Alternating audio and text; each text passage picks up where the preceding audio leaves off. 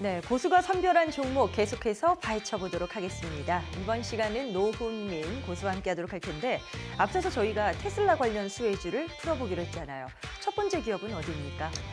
첫 번째는 HVM입니다. 네네. HVM은 이제 진공용의 기술을 활용을 해가지고 이제 첨단 특수 금속을 제조하고 있는 회사인데 주요 제품으로는 이제 고순도 금속과 그리고 특수 금속 등이 있으며 이제 항공우주나 전기전자 그리고 전기차 수소 분야에서 핵심 부품으로 활용되고 있습니다.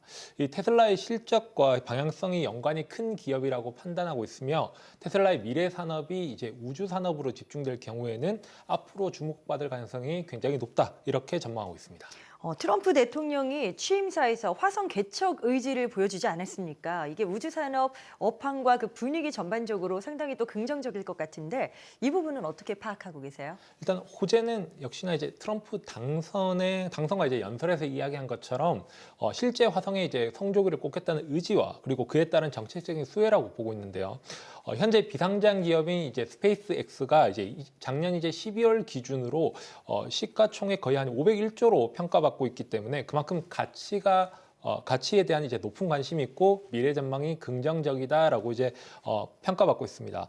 이제 글로벌 최대 우주 기업의 핵심 밸류 체인 업체로서 이제 폭발적 수요에 이제 선제적 증설로 대응을 하여 글로벌 최대 로켓 개발사의 이제 첨단 금속을 공급하는 이제 우주 밸류 체인 업체인데 이 동사 이제 우주 산업의 이제 매출 성장 요인이 최근에 이제 고객사의 로켓 발사 횟수가 점점적으로 늘어나고 있고 또한 이제 엔진 개수가 증가함에 따라서 이제 첨단 금속의 수요가 확장되고 있고 그리고 그에 따라서 이제 생산 능력의 카파를 확장시켰기 때문에 지금 이제 작년에는 5,420톤에서 2025년에는 22,000톤 그리고 2026년 때는 4만 톤까지 거의 한 7.5배를 확장할 계획입니다. 매출 카파가 이제 1차 증설로 점진적으로 이제 확보가 되고 있는 부분이기 때문에 아마 실적도 점진적으로 증가하지 않을까 이런 측면이 앞으로 이제 수익성 향상에 기여할 것으로 판단하고 있습니다. 자, HVM이 첫 번째 종목입니다. 지금 말씀하시는 걸 들어보니까 우주 사업 매출에 필요한 그 요인들이 있었어요. 자, 이 부분에 대한 매출이 꾸준하게 증가를 할 것으로 전망을 하시니까 당연히 관심주로 제시하셨을 것 같은데 구체적인 현황은 어떻습니까? 이제 HVM 같은 경우에는 이제 우주 관련 매출이 점진적으로 이제 증가하고 있는 추세인데 이제 2022년에는 처음에는 우주 관련 매출이 2.9%에 불과했습니다. 2.9% 불과했지만은 2024년에는 상반기 매출에만 이제 21.4%까지 차지하는 엄청나게 상승하는 추세를 보이고 있으며 그러네요. 또한 이제 한국 항공우주라든지 혹은 이제 하나 에어로스페이스와 같은 이제 국내 큰 대기업들과 계약을 맺으면서 이제 항공기와 엔진 소재 동안 개발하고 있습니다. 자, 지금 이렇게 우주산업 관련된 매출도 증가하고 있고 이제 어떻게 대응을 하는 게 좋을지 많은 투자자분들이 또 고수의 전략이 궁금하실 것 같습니다. 뭐 차트 보면서 이야기 나눠볼까요? 네, 지금 이제 보시면은 이제 HVM 차트인데 지금 최근에 관세 관련된 우려로 지금 이제 하락을 해가지고 좀 이제 차트가 단기적으로는 역배열 방향을 들고 있는데 저는 전반적으로 봤을 때는 이 차트는 고점은 3만 원으로 보이고 있는 3만 원을 뚫을 수 있는 그런 차트라고 생각하고 있고 물론 앞서가지고 실적이 나올 때마다 혹은 이제 우주산업 관련 이슈들이 나올 때마다 조금씩의 지지선에 대한 확인을 하겠지만은 이 종목 같은 경우에는 현재 2만 원 구간대의 이제 2만 원 초반 구간대에는 충분히 매수할 수 있는 그런 포인트가 되지 않을까 생각하고 있습니다. 그래서 차차 우주 산업에 관련해 가지고 실적과 매출이 증가한다면은 향후에는 충분히 전 고점이었던 3만 원 돌파 가능할 수 있으니까 해당 종목 관심을 가지고 지켜보시길 바랍니다. 네, HVM 첫 번째 관심주로 이야기 나눠봤습니다. 투자 전략까지 보셨고요. 테슬라 수혜 관련주 이제 두 번째 그 수혜가 기대되는 종목 공개를 해야 되는데 이번엔 어떤 기업이 등장할까요?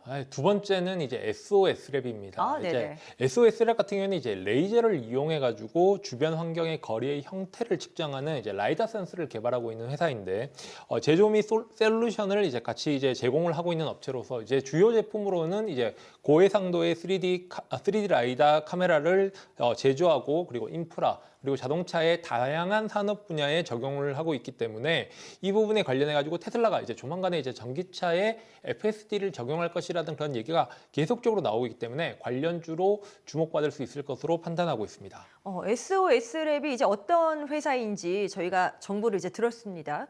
지금 고수께서 특별하게 꼽으시는 기대하시는 호재도 있을 거예요. 뭐를 보고 계실까요? 이제 SOS랩 같은 경우에는 국내 토종 이제 라이다 기업에서는 이제 개발 기업이 흔치 않았음에도 불구하고 코스닥 상장에 성공하였고 이제 올해에는 이제 흑자 전환을 예고하고 있기 때문에 대기업의 협력을 통한 이제 회사의 성장 스토리가 점진적으로 이제 쓰여지고 있는 과정이라고 판단하고 있습니다. 그래서 앞으로 이제 자율주행이 주목을 받는다면은 가장 이제 핵심 기업이 될 수 있을 것 같아서 해당 기업을 선정하게 되었습니다. 네, 기대되는 성장 스토리 앞으로도 펼쳐질 텐데 지금 대기업과의 협력 이슈가 있다고 하셨어요. 구체적으로 좀 들어볼 수 있을까요? 이제 SOS랩 같은 경우에는 이제 2002년도부터는 삼성전자 자회사인 이제 SEMS의 이제 로봇형 라이다를 공급하고 있고 또한 이제 포스코 현장에서 이제 무인차의 라이다를 양산 적용하고 있다는 점. 그리고 이제 스마트 시티 같은 사업에도 적용 가능한 활용성을 이제 주목을 하고 있고 최근에는 이제 교통 솔루션 전문 기업인 S트래픽과 이제 스마트 롤링 시스템용 라이다 센서를 독점 공급을 전제로 한 이제 업무 협약을 체결하기 때문에 그 부분이 앞으로 이제 주목해야 될 요소라고 보고 있습니다. 자, 매출 채널 다변화와 함께 앞서서 이제 흑자 전환 기대된다는 점 말씀을 하셨잖아요. 실적 이야기를 조금 더 꼼꼼하게 챙겨 들어봐야 될 것 같습니다. 네, 2024년에는 이제 적자 실적이 마이너스 66억을 기록을 하면서 회사 자체가 좀 이제 적자 실적 자체를 유지했지만은 2025년에는 이제 본격적으로 현대차의 매출이 발생을 하면서 이제 공항공사의 매출처 확대를 통해서 2025년은 전년 대비 매출이 100% 상승을 예고하고 있기 때문에 이 부분 관련해서는 매출은 점진적으로 흑자 전환이 하는 방향으로 가지 않을까 이렇게 전망하고 있습니다. 네, 실적의 개선 기대감까지 함께 확인하셨고요. 자, 그렇다면 이제 투자 접근 어떻게 하면 좋을지 기술적 분석으로 넘어가 볼까요? 네, 지금 현재 SOS랩 차트 같은 경우에는 현재 저점 같은 경우에는 5,000원에서 이제 횡보를 하고 있었고 최근에 이제 작년 이제 9월 달에 이제 상승을 해가지고 10,000원 정도로 높여왔는데 지금 FSD가 최근에 적용된다라는 이슈로 14,000원까지 단기적으로 상승을 보였었지만은 역시나 지금 최근 이제 관세 이슈라든지 혹은 이제 테슬라의 하락으로 인해서 조정받고 있지만은 저는 오히려 그 부분 자체가 해당 종목을 매수할 수 있는 그런 포인트라고 생각하고 있습니다. 특히 공모가적인 측면에서도 이 종목 자체가 지금 현재 공모가와 큰 차이를 보이고 있지 않다라는 점 그리고 많은 부분에서 지금 현재 이동평균선의 정별이 형성되고 있기 때문에 지금의 하락하는 것은 단기적으로 지수의 하락에 따른 이제 반응이라고 보고 있습니다. 그래서 제가 봤을 때는 이 종목 같은 경우에는 공모가 밑이나 혹은 공모가 부근인 10,000원 근처에서 계속적으로 보유를 하시거나 이제 매수를 하시면은 충분히 FSD가 적용되고 자율주행이 다시 활성화됐을 때 주목받을 수 있을 거라고 생각하고 있습니다. 네, 노우민 고수와 함께하고 싶다 이러신 분들은 카카오 채널로 참여가 가능합니다. 필살기 고수외전 검색하셔서 친구 추가하시면 되겠고요. 자, 테슬라 관련 수혜주 계속해서 풀어보고 있는데 세 번째 종목으로 넘어가 볼까요? 네. 세 번째 종목은 이제 서진 시스템입니다. 네. 네, 서진 시스템은 이제 2007년도에 설립된 이제 글로벌 메탈 플랫폼 전문 공급 업체로서 이제 금형, 사출, 조립, 다이캐스팅과 같은 제조 기술을 기반으로 이제 통신 장비라든지 아니면은 핸드폰 부품, 이제 반도체 장비 등을 이제 제조 판매하고 있는 회사입니다. 서진 시스템이 세 번째 종목인데 이게 테슬라 관련해선 어떤 수혜가 있는 걸까요? 네, 테슬라가 이번 4분기를 실적을 발표하면서 앞으로는 ESS 부분에서 굉장히 실적이 폭발적으로 성장할 것이라고 이제 예상을 하고 있는데 만약에 이번 실적 발표 이후로 이제 국내 관련 ESS 관련 기업들이 주목을 받을 것으로 판단하고 있기 때문에 선정하게 되었습니다. 자, 그렇다면 ESS 관련해서 실질적으로 눈에 보이는 성과가 있는 상태일까요? 현황은 어떻습니까? 일단은 에이스 엔지니어링과 이제 910억 원 규모의 ESS 공급 계약을 체결을 한 적이 있고요. 그리고 올해는 ESS 부분을 더해가지고 지금 이제 최근에 이제 탈중국 흐름을 받는 이제 반도체 장비 부분에서 실적 성장을 도모할 것이라고 생각하고 있습니다. 특히 이제 3분기 실적 같은 경우에는 전년 대비해가지고 96% 96% 성장하고 영업이익은 950% 증가하는 이제 폭발적인 실적 상승과 수익성을 개선하고 있으며 따라서 이제 2024년을 기준으로 봤을 때 전년 대비 이제 매출액이 67% 상승하고 영업이익은 200% 상승이 예상되고 있는데 2025년에는 2024년보다 더 올라갈 것으로 예상하고 있기 때문에 앞으로 주목을 해야 될 것이라고 보고 있습니다. 상당한 또 성장 기대감을 보여주셨고요.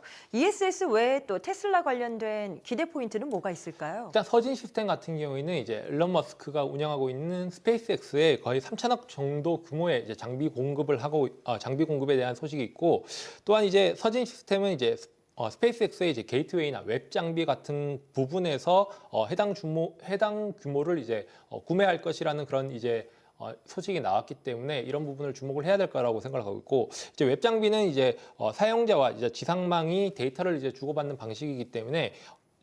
방식이고 게이트웨이는 위성과 지상망을 이제 연결하는 그런 방식이라고 보시면 될 것 같습니다. 앞으로 이제 ESS의 테슬라가 이제 실적이 높아진다라면은 자연스럽게 국내 관련주로 서진 시스템이 주목받을 수 있기 때문에 해당 부분 연결지어서 한번 관심 종목에 올려두고 보시는 것이 좋을 것 같습니다. 네. 자, 그렇다면 또 궁금하실 부분이죠. 서진 시스템의 투자 전략을 꼼꼼히 세워보겠습니다. 차트 좀 보여주실까요? 네, 지금 서진 시스템 같은 경우에는 제가 이 종목을 처음 봤을 때 거래량 자체가 그렇게 크게 올라가지 않고 계속적으로 이제 횡보하는 그런 흐름을 보이고 있는데 보통 여기서 이제 투자자분들께서 이 종목을 굉장히 좀 기다리시다가 이게 올라가지 않으니까 손절하고 다른 종목을 올라타는데 이 종목은 제가 봤을 때는 실적에 따라서 꾸준하게 매집해야 되는 종목이라고 보고 있습니다.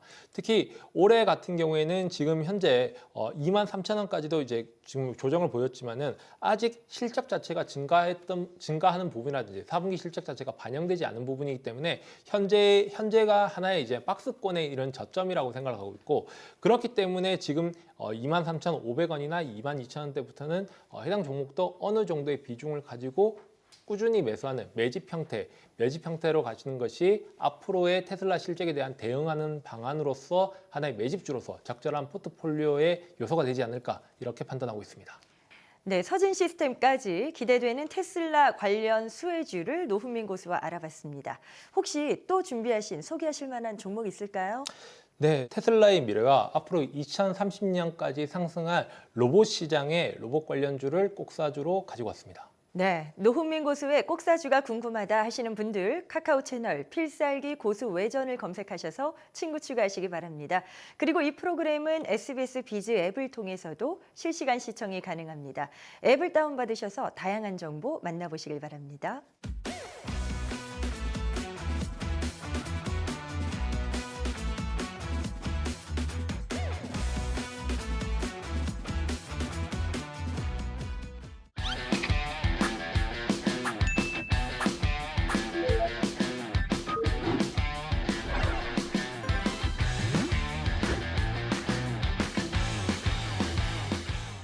네, 노훈민 고수가 앞서서 로봇 관련주다라고 하셨는데 준비하신 꼭사주 어디입니까?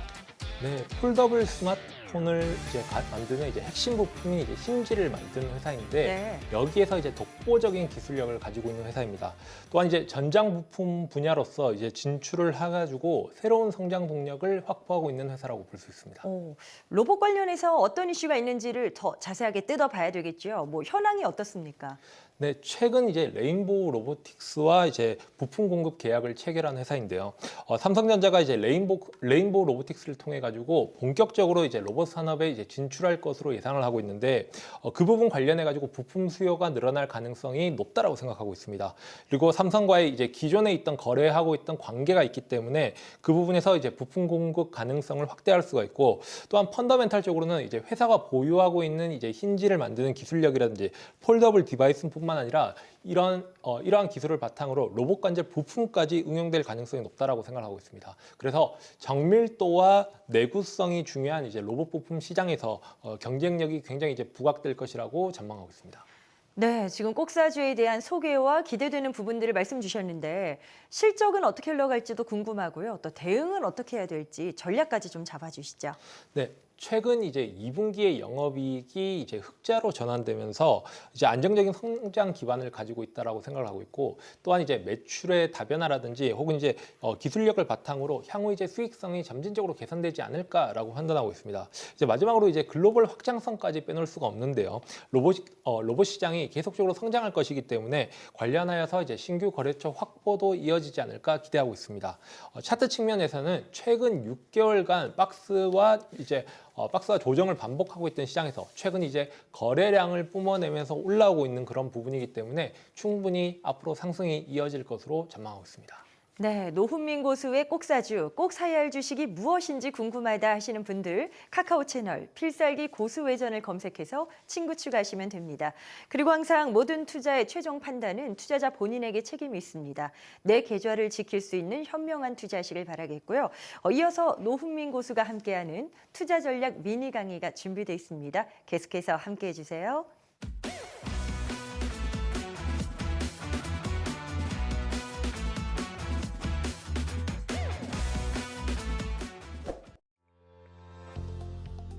오늘의 키워드는 지지와 저항입니다. 먼저 지지란 주가가 하락하다가 멈추고 반등하는 지점을 말합니다. 쉽게 말해 여기서부터는 싸다고 판단해서 사람들이 매수에 나서는 가격대를 의미하죠. 반대로 저항은 주가가 상승하다가 멈추고 하락하기 시작하는 가격대를 뜻합니다. 이 정도 가격이면 비싸다고 생각해서 매도세가 몰리는 지점이라고 이해하시면 됩니다. 결국 지지와 저항은 시장 참여자들의 심리와 거래 패턴이 반영된 중요한 기술적 분석의 기준입니다. 그렇다면 이런 지지와 저항을 어떻게 찾을 수 있는지 알아보도록 하겠습니다. 지지와 저항을 찾는 방법에는 몇 가지 중요한 포인트가 있습니다. 첫 번째는 과거 차트에서 확인하는 방법입니다. 차트를 보시면 주가가 특정 가격에서 반복적으로 반등하거나 혹은 이제 하락하는 구간이 있을 겁니다. 그 구간이 바로 지지선이나 저항선이 되는 거죠. 두 번째는 거래량을 분석하는 겁니다. 지지선에서 거래량이 증가하며 주가가 반등하는 경우가 많습니다. 반대로 저항선에는 거래량이 많아지면서 주가가 상승을 멈추는 경우도 있습니다. 세 번째는 이동평균선을 활용하는 방법입니다. 주가가 21선이나 61선 같은 이동평균선 근처에서 멈추고 움직이는 경우 그 이동평균선이 지지선이나 저항선의 역할을 할 수가 있습니다. 마지막으로는 피보나치 되돌림을 사용하는 방법이 있습니다. 주가가 조정받을 때 피보나치 레벨, 예를 들어서 38.2% 그리고 50% 그리고 61.8% 같은 지점을 기준으로 지지선이나 혹은 저항선을 예측할 수가 있습니다. 그렇다면 이런 지지와 저항을 활용해서 매수와 매도 포인트를 잡는 법도 알려드리도록 하겠습니다. 먼저 매수 포인트는 주가가 지지선 근처에서 반등하는 모습을 보일 때 매수 기회를 노릴 수 있습니다. 특히 거래량이 증가하며 지지선이 강하게 지켜지고 있다면 신뢰도가 더욱더 높아지겠죠. 또 한 가지, 주가가 강한 저항선을 돌파한 후에 돌파 지점 근처에서 다시 가격이 조정된다면 그때도 매수 포인트로 삼을 수 있습니다. 이어서 매도 포인트는 주가가 저항선에 가까워졌을 때 상승세가 둔화되고 하락 신호가 나타난다면 매도를 고려할 시점입니다. 특히 거래량이 줄어들면서 저항선에 반락하는 모습을 보인다면 강력한 매도 신호로 볼 수가 있죠. 또 지지선이 무너져 주가가 하락세로 전환될 때는 손절매를 통해서 손실을 줄이는 것도 중요합니다. 지지와 저항은 단순히 가격 수준이 아니라 가격대의 구간으로 이해하는 것이 중요합니다. 즉 또한 지지와 저항만으로 시장을 완벽하게 예측할 수가 없기 때문에 거래량이나 이동평균선 등 다른 기술적 지표와 함께 분석하는 것이 좋습니다. 마지막으로 지지와 저항은 반복적인 연습과 경험을 통해서 익혀야 더 나은 투자 판단을 내릴 수 있기 때문에 오늘 강의를 통해서 지지와 저항을 활용한 매수 매도 타이밍 잡는 법을 잘 이해하셨길 바랍니다. 감사합니다.